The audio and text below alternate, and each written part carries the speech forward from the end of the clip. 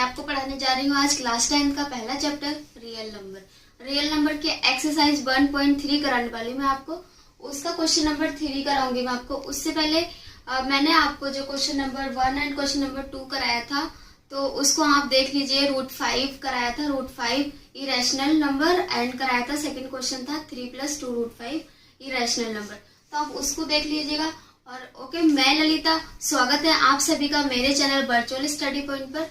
तो आइए आप सीखते हैं इसका क्वेश्चन नंबर 3 कराया था प्रूफ, जो उसमें कराया था प्रूफ दैट √5 इज इरेशनल, जो क्वेश्चन नंबर फर्स्ट था हमारा। तो उसमें उसका पूरा फंडामेंटल बताया था मैंने, पूरा बेसिक एक एक चीज बताई थी उसमें कि rational number and irrational number क्या होते हैं। तो आप देखिए, अगर आप वो वीडियो देखना चाहते हैं तो मेरे आई बटन पे देख लीजिए, मैंने उस पे दे रखा है। और बाकी ये क्वेश्चन सीखते हैं, क्वेश्चन नंबर 3। तो ओके, अगर आप मेरे चैनल पे न्यू हैं और अगर आपने सब्सक्राइब नहीं किया है तो जल्दी से सब्सक्राइब कीजिए और साथ ही बेल आइकन प्रेस कीजिए ताकि आने वाला कोई भी नोटिफिकेशन आपसे छूट ना पाए। तो चलिए अब स्टार्ट करते हैं क्वेश्चन नंबर 3। हमें क्वेश्चन दिया है proof that 1/√2 7 × √5 and 6 + √2 is irrational. मतलब क्या, हमें प्रूफ करना है कि ये जो नंबर है वो क्या है, इरेशनल नंबर है, मतलब क्या, अपरिमेय संख्या है। तो देखिए हम कैसे प्रूफ करेंगे। जैसे कि मैंने आपको बताया था, जो हमारा क्वेश्चन नंबर फर्स्ट था उसमें हमसे पूछा था कि √5 इज इरेशनल। √5 दिया था, उसको बताना था कि ये क्या है, इरेशनल नंबर है। तो जितना का जितना फंडामेंटल था मैंने उसमें सब क्लियर कर दिया।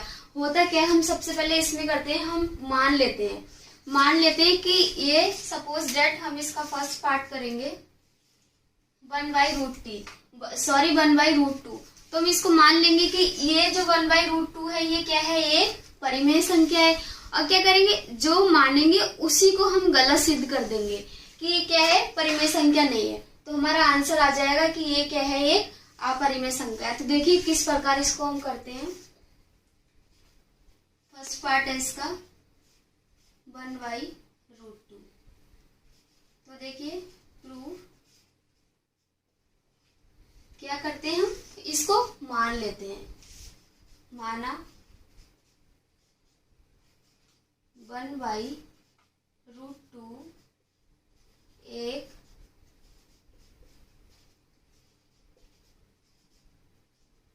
परिमेय संख्या है। अब देखिए हमने मान लिया कि 1/√2 क्या है, परिमेय संख्या है। लेकिन ये परिमेय संख्या है तो उसको P/Q के रूप में लिख सकते हैं। तो देखिए हमने इसको लिख दिया 1/√2 = P/Q। इसको हमने मान लिया इक्वेशन नंबर 1 कि ये होगी हमारी इक्वेशन नंबर 1। अब देखिए हमने इसको P/Q की फॉर्म में लिख दिया, लेकिन हमें ये भी पता होना चाहिए कि यहाँ पर P और Q क्या है। तो आप सभी जानते हैं कि P और Q क्या होते हैं, इंटीजर। तो हमने यहाँ पर नोट डाउन कर लिया, where P and Q are integer. P और Q क्या है, इंटीजर है। और देखिए क्या होता है, P और Q का एक के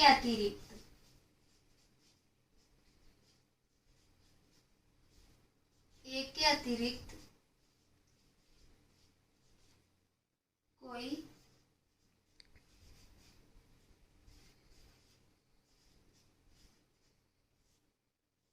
सार्व गुणनखंड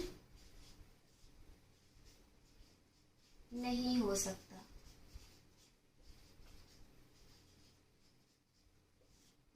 तो अब देखिए P और Q क्या है, इंटीजर थे, लेकिन एक कंडीशन और है कि P और Q का ओनली एक सार्व गुणनखंड होगा, एक के अलावा कोई सार्व गुणनखंड नहीं होगा। और Q जो होगा वो 0 के बराबर नहीं होगा।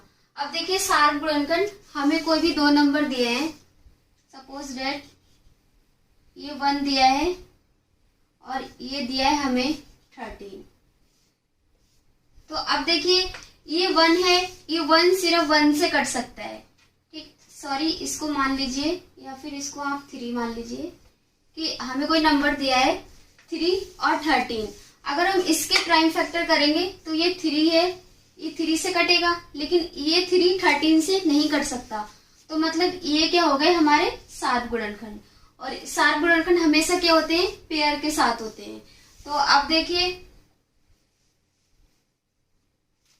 इक्वेशन नंबर 1 से, फ्रॉम इक्वेशन 1 क्या थी हमारे पास, 1/√2 = p/q। ये क्या थी हमारी इक्वेशन नंबर 1। तो अब देखिए अगर हम इसको, ये q इधर आ जाएगा तो हमारा यहाँ पर क्या हो जाएगा, q = √2p। ये हो गया। अब देखिए क्यों ना हम p को इस साइड लेके आ जाएं। अगर p हमारा इस साइड आ जाएगा तो यहाँ पर हमारा क्या हो जाएगा, q/p = √2। तो अब देखिए थोड़ा कहने में ऑड लगेगा, q/p, तो हम इसको ऐसे भी लिख सकते हैं, p/q = √2। अब देखिए आप सभी को यहाँ पर एक चीज समझ में आ रही होगी कि p/q ये क्या हो गए, ये तो हो गया रैशनल नंबर, लेकिन ये जो √2 है ये क्या हो गया हमारा इरेशनल नंबर। तो हम इसको नोट डाउन कर लेते हैं। अब देखिए सबसे पहले ये क्या है, p और q, उससे पहले क्या है, रैशनल नंबर होने से पहले इंटीजर है, तो इसको हम नोट डाउन कर लेते हैं। p and q are integer, लेकिन क्या है ये रैशनल नंबर भी है। तो देखिए p/q एक परिमेय संख्या है। अब देखिए p/q तो परिमेय संख्या हो गई, लेकिन हमारे पास क्या बचा, √2, जो कि हम पहले से जानते हैं कि जो √2 है वो क्या है, एक अपरिमेय संख्या है। तो इसको हम नोट डाउन कर लेते हैं, √2 एक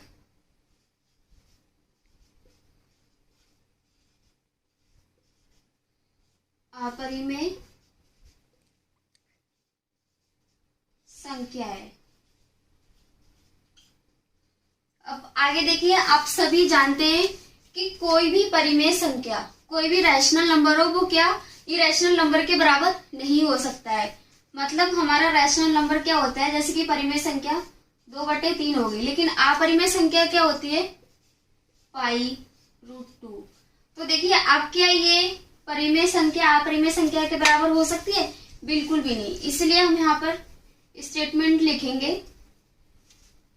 इसीलिए कोई भी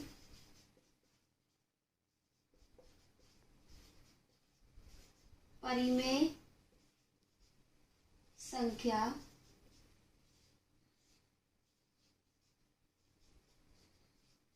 अपरिमेय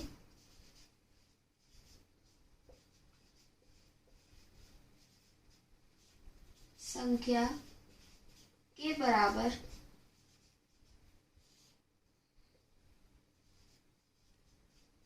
नहीं हो सकती।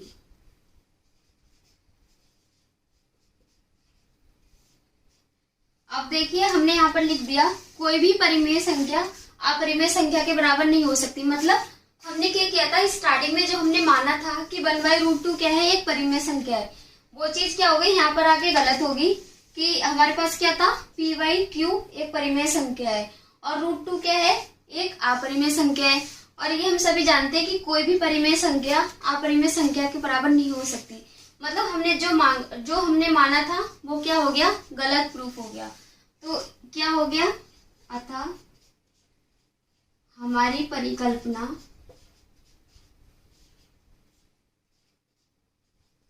गलत है।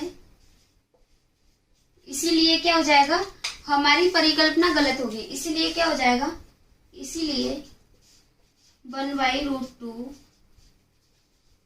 एक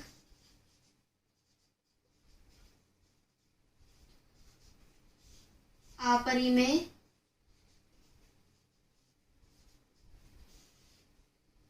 संख्या है।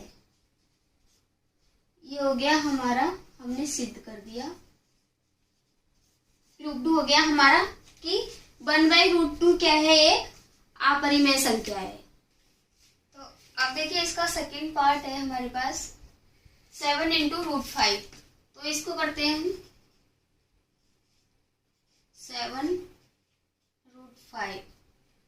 तो देखिए वही वाली कंडीशन हम अप्लाई करेंगे। सबसे पहले क्या करेंगे, ये जो नंबर है इसको हम मान लेंगे कि ये क्या है, ये परिमेय संख्या है। उसके बाद क्या करेंगे, जो मानेंगे वही हम गलत सिद्ध कर देंगे, तो हमारा आंसर आ जाएगा कि ये जो नंबर है ये क्या है, एक इरेशनल नंबर है। तो देखिए स्टार्ट करते हैं।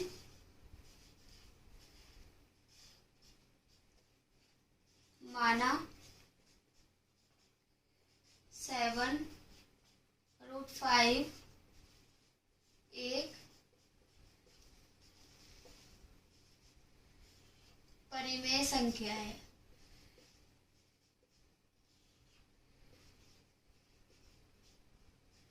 अब देखिए ये परिमेय संख्या है, तो इसे क्या करेंगे हम PYQ के रूप में लिखेंगे। तो देखिए इसीलिए 7√5 = PYQ, इसको हम इक्वेशन नंबर 1 मान लेंगे। अब हमें यहाँ पर ये भी पता होना चाहिए कि P और Q क्या है। तो देखिए where P and Q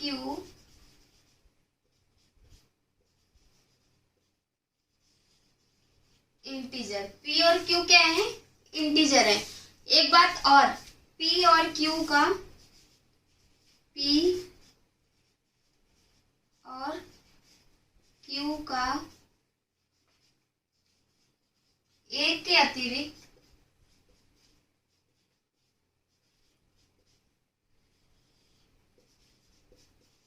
के अतिरिक्त कोई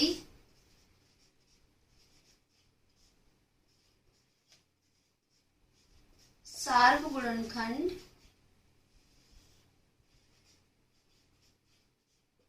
नहीं हो सकता।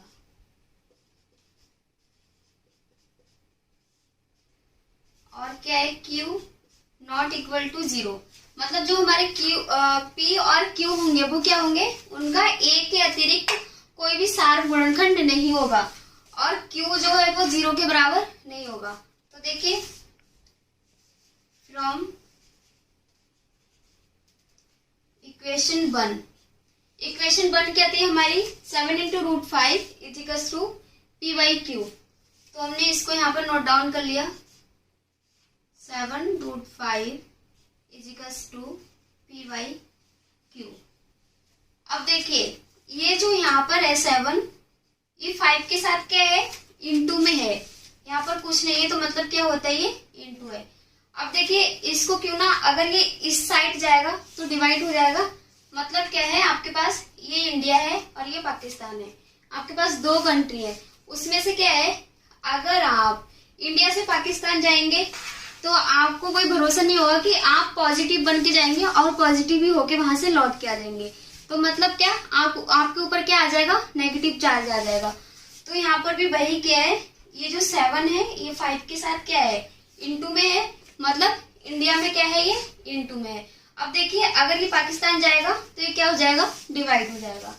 तो देखिए यहाँ पर क्या हो गया, √5 ऐसे ही रहा, PY7Q यहाँ पर हो गया, ये जो 7 इधर आके डिवाइड में हो गया। अब देखिए √5 = PY7Q। अब हमें यहाँ से पता चल रहा है कि ये जो है ये हमारी क्या हो गए, रैशनल नंबर। तो सब रैशनल नंबर होने से पहले क्या है, ये इंटीजर है। तो इसको हम नोट डाउन कर लेते हैं, P and Q इंटीजर। अब देखिए इंटीजर है लेकिन क्या है, ये परिमेय संख्या भी है। तो इसको लिख लेते हैं हम, PY7Q एक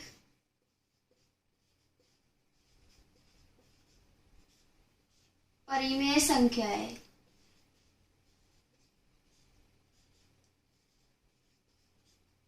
हमारे पास क्या बचा, अब हमारे पास बचा √5। और ये √5 हम सभी जानते हैं कि ये √5 क्या है, एक इरेशनल नंबर है। तो हम इसको भी लिख लेते हैं, √5 एक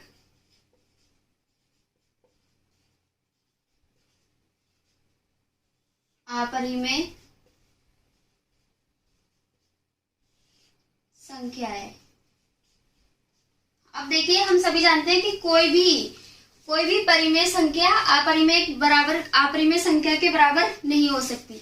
मतलब हमारी परिमेय संख्या क्या होती है, जैसे कि 2/3 हो गया, ये हमारी परिमेय संख्या हो गई। लेकिन अपरिमेय संख्या हम जानते हैं, जैसे कि पाई हो गया, √3 हो गया, ये क्या हो गई हमारी अपरिमेय नंबर। तो हम जानते हैं कि कोई भी हमारा परिमेय नंबर अपरिमेय नंबर के बराबर नहीं होगा। इसलिए हम यहाँ पर स्टेटमेंट लिख लेते हैं, कोई भी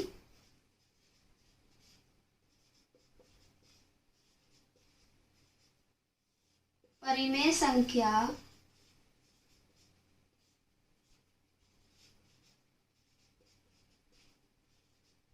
अपरिमेय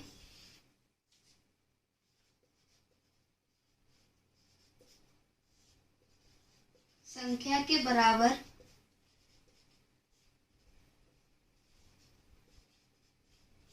नहीं हो सकता।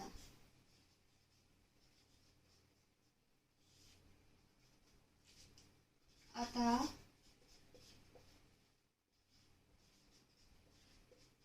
हमारी परिकल्पना गलत है।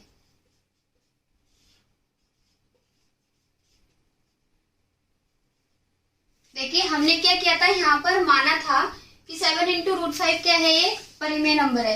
लेकिन हमने जब पूरा क्वेश्चन किया, इसका जब आंसर किया, तो हमें समझ आ गया, मतलब हमने सिद्ध कर दिया कि क्या है, मतलब ये जो है परिमेय संख्या नहीं है। हमारी परिकल्पना गलत सिद्ध हो गई। इसलिए हम इसको लिखेंगे, इसलिए 7 √5 एक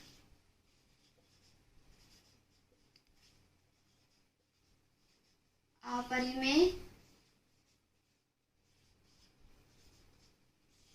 संख्या है। ये हमारा सिद्ध हो गया।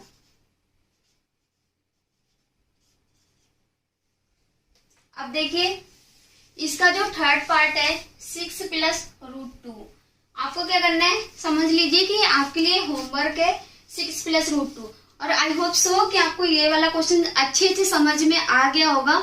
2 ही सेकंड में आपके दिमाग में आ गया होगा कि हमने क्या किया था। सिर्फ पहला जो हमारा स्टेटमेंट था, हमें लिखना है कि कोई भी हमें नंबर दिया है, तो हमें लिखना है सबसे पहले कि हम मान लेते हैं ये क्या है, एक परिमेय संख्या है। आपको भले ही √5 दिया हो, √3 दिया हो, √2 दिया हो, आपको सिर्फ फर्स्ट स्टेटमेंट आपका लिखना है कि माना √2 एक परिमेय संख्या है। जैसे कि यहाँ पर हमने लिखा है 7 × √5 क्या है, परिमेय संख्या है। जो लिखेंगे उसी को क्या करेंगे, हम गलत सिद्ध कर देंगे। तो क्या हो जाएगा, हमारा ये जो नंबर है वो क्या हो जाएगा, अपरिमेय नंबर हो जाएगा। तो देखिए, सेम जैसे मैंने कराया, आप इसको ऐसे ही करके आना। एग्जाम में आपसे ये 3 मार्क्स का पूछा जाता है, और ये थ्योरी तो जरूर लिखे आना है। इसके अगर आप ये लिखे नहीं आएंगे तो क्या होगा, आपके मार्क्स वहां पर कट जाएंगे। तो देखिए, आई होप सो कि आपको ये बहुत अच्छे से समझ आ गया होगा। और अगर आपको समझ आया तो आप इसका ये जो थर्ड पार्ट है वो करके दिखाइएगा। मैं आपको थोड़ा सा हिंट्स दे देती हूँ कि अगर इस नंबर को मानेंगे हम, ये क्या हो जाएगा, ये परिमेय नंबर हो जाएगा। तो इसको पिवटेड क्यू के रूप में लिखेंगे। अब देखिए नेक्स्ट क्या होगा, ये जो 6 है ये प्लस में है, ये इधर जाके क्या हो जाएगा, माइनस में हो जाएगा। बस आपको इतना ही करना है, ये माइनस में हो जाएगा। बाकी पूरा का पूरा आपको यही थ्योरी लिखनी है। तो मुझे कमेंट बॉक्स में जरूर बताइएगा, और साथ ही वीडियो को लाइक करना मत भूलिए और सब्सक्राइब कर दीजिए।